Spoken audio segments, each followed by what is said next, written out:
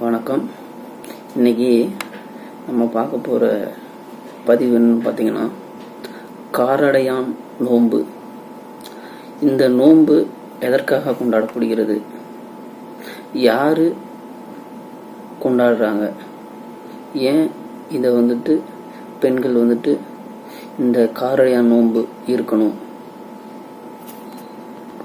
அப்புறம் சாவித்திரி விரதம், கௌரி விரதம், காமாட்சி விரதம், அப்புறம் மாங்கல்ய நோன்பு, இதில் பற்றி இன்றைக்கி நம்ம இந்த பதிவில் பார்ப்போம். சரி, அதுக்கு முன்னாடி நம்மளுடைய சேனலை சப்ஸ்கிரைப் பண்ணாதவங்க நம்ம சேனலை சப்ஸ்கிரைப் பண்ணுங்கள். நம்ம போடுற ஒவ்வொரு பதிவுக்கும் உங்களுடைய ஆதரவும் சப்போர்ட்டையும் தாருங்க. சரி, வாங்க நம்ம இப்போ பதிவுக்குள்ளே போகலாம். இந்த காரடையான் நோன்பு அப்படிங்கிறது காமாட்சி அம்மனுக்கு தான் வேண்டிக்கிட்டு சுமங்கலி பெண்கள் போன்றவர்கள் நோன்பு இருப்பாங்க. கணவனுக்கு நீண்ட ஆயுளும் தாங்கள் சாகும் வரை தங்கள் கணவன் உயிர் பிரியக்கூடாது அப்படின்னு காமாட்சி அம்மனை வேண்டிக்கிட்டு இந்த காரடையான் நோன்புங்கிற விரதத்தை பெண்கள் கடைபிடிக்கிறாங்க. இந்த காரடையான் நோன்பு அப்படிங்கிறது எல்லாருக்கும் மேக்சிமம் ஞாபகத்துக்கு வர வேண்டிய விஷயம் எதுனா சத்தியவான் சாவித்திரி கதை தான் எல்லாருக்கும் நினைவுக்கு வரக்கூடிய ஒரு விஷயம். அதுன்னு சத்தியவான் சாவித்திரி கதை அப்படின்னு சில பேருக்கு தெரியாமல் இருக்கலாம். அதை இப்போ நம்ம கொஞ்சம் விளக்கமாக பார்ப்போம். சாவித்திரி ஒரு அழகான இளவரசி. அதே போல் சத்தியவான் சாவித்திரியுடைய பக்கத்து தேசத்துடைய இளவரசர் தான் சத்தியவான். இரண்டு பேரும் காதல் கொண்டு திருமணம் செய்கிறார். ஆனால் திருமணமான சில நாட்கள்லே சத்தியவானுடைய பெற்றோர் கண் பார்வையால் இழக்கிறார். இதனால் மனம் போய் இருக்கும் தன்னுடைய அதாவது தேசத்தையும் இழக்க நேரிட்டு. அதுக்கப்புறம் சத்தியவான் அவரோட குடும்பமும் ஒரு வன பகுதிக்குள்ளே வாழ்கிறாங்க. அப்போ தான் சத்தியவானும் சாவித்திரியும் காதல் திருமணம் செஞ்சுக்கிறாங்க.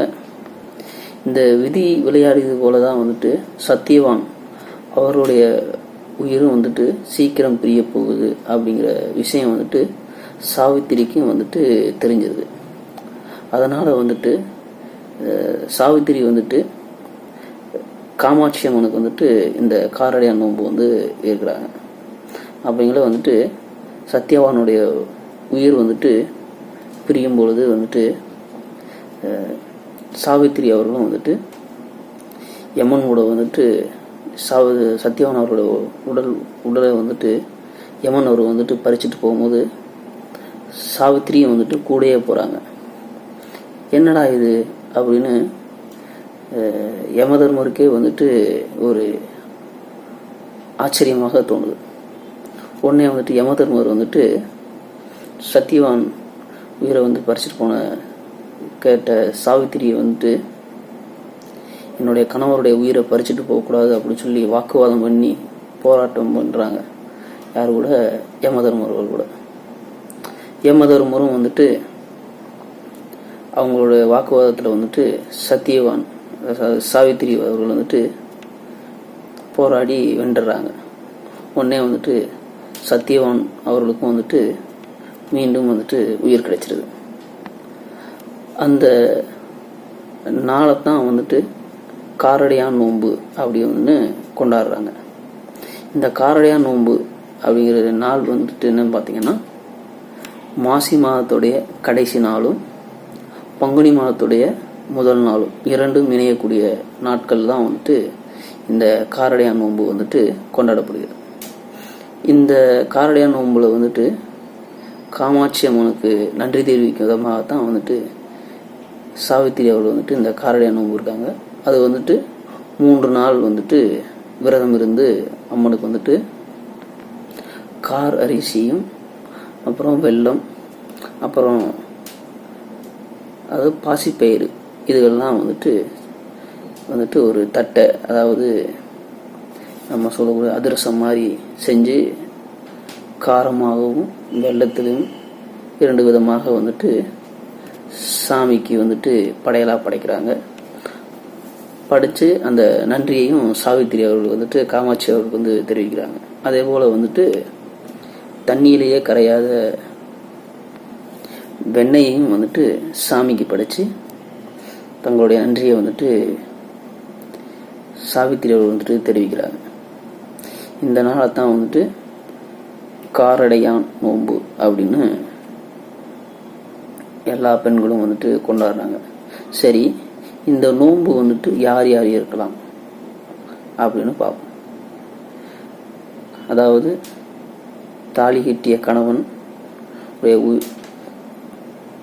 அதாவது நீண்ட ஆயுளுக்கு வாழவும், கல்யாணம் முடியாத பெண்கள் வந்துட்டு தங்களுக்கு வந்துட்டு ஒரு நல்ல கணவன் அமையவும் வந்துட்டு இந்த காரடையான் நோன்பை வந்துட்டு பெண்கள் வந்துட்டு வழியாக வந்துட்டு கொண்டாடிட்டு வராங்க.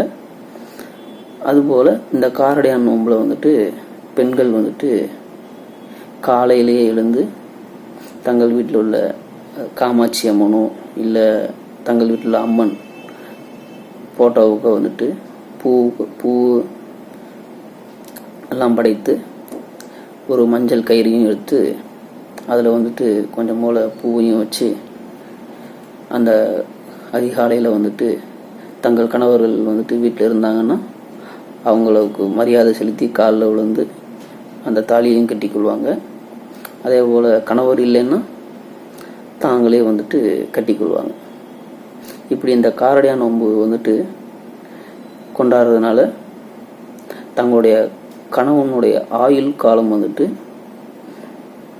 அதிகரிக்கும் அப்படிங்கிற நம்பிக்கையுடன் வந்துட்டு நம்ம இந்து மக்கள் அனைவரும் வந்துட்டு கொண்டாடக்கூடிய நாள் தான் இந்த காரடையான் நோன்பு.